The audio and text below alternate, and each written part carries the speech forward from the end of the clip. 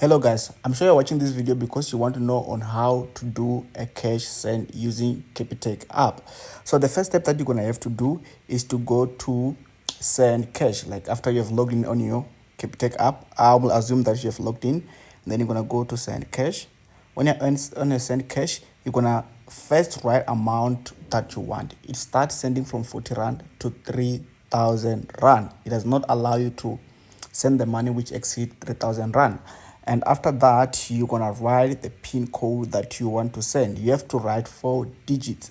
Then as long as you're gonna write, you have to make sure that you remember this number because if you don't, you'll get in trouble.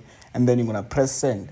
When you press send, and then it's gonna create the number which is called, I don't know what is it called, but that pin, you're gonna get a pin. It's called, it start with C what. I don't know if I can check here. And then let me see if I can see the history. Yeah, this is the number.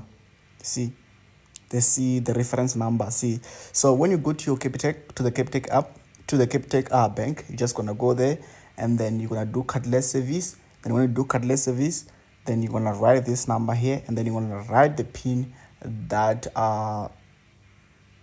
you wrote, or it's possible that you're sending it to someone.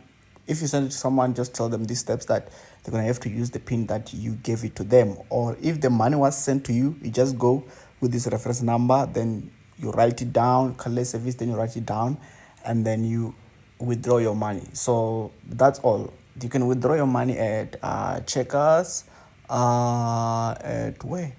Capitec Bank, at Pep, and even Pep. I forgot others, but I think I've been cash build. Yeah, or build it. I think build it. So yeah. So that's how you do it. If you have any question, please comment down below. I'm here to help you.